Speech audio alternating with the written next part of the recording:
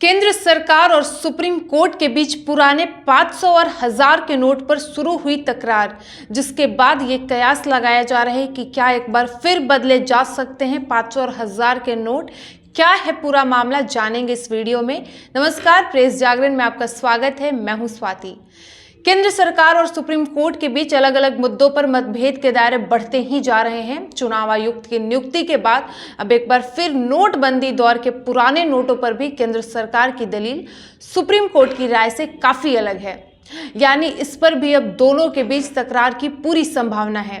हालांकि एजी वेंकटरमणी ने कहा कि विशेष स्थिति में 500 और 1000 के नोट बदले जा सकते हैं। यह स्थिति सुप्रीम कोर्ट में नोटबंदी की अधिसूचना को चुनौती देने वाले याचिकाओं पर शुक्रवार को संविधान पीठ के सामने सुनवाई के दौरान उभर कर सामने आई। जस्टिस एस.ए. नजीर की अध्यक्षता वाली 5 जजों की पीठ ने संकेत दिया कि पुराने नोटों को बदलने के लिए एक व्यवस्था पर विचार किया जाएगा। अदालत ने यह भी स्पष्ट किया कि कुछ विशेष मामलों में ही अनुमति दी जाएगी, क्योंकि कोर्ट को इस तरह की आदेश देने का कोई अधिकार नहीं है। बता दें कि याचिकाकर्ता ने नोटबंदी की अधिसूचना को अवैध बताते हुए चुनौती दी थी। 6 साल बाद उस याचिका पर अब सुनवाई हो रही है। केंद्र सरकार की ओर से पेश अटॉर्नी जनरल वेंकटरमणी ने कहा कि कोर्ट इस तरह का आदेश नहीं दे सकता, क्योंकि कोर्ट को अधिकार नहीं है।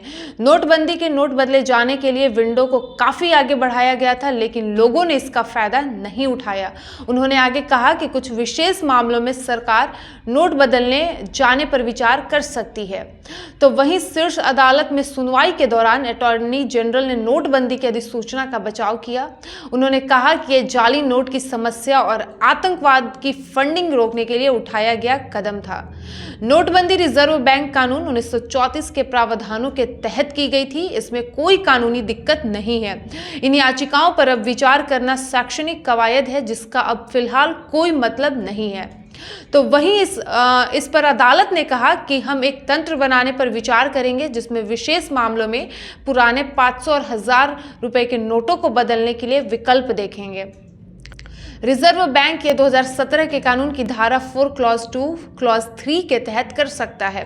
याचिकाकर्ता ने कहा कि मेरे पास 1 करोड़ रुपए से ज्यादा पुराने नोट हैं। कोर्ट ने कहा आप इन्हें संभाल कर रखिए।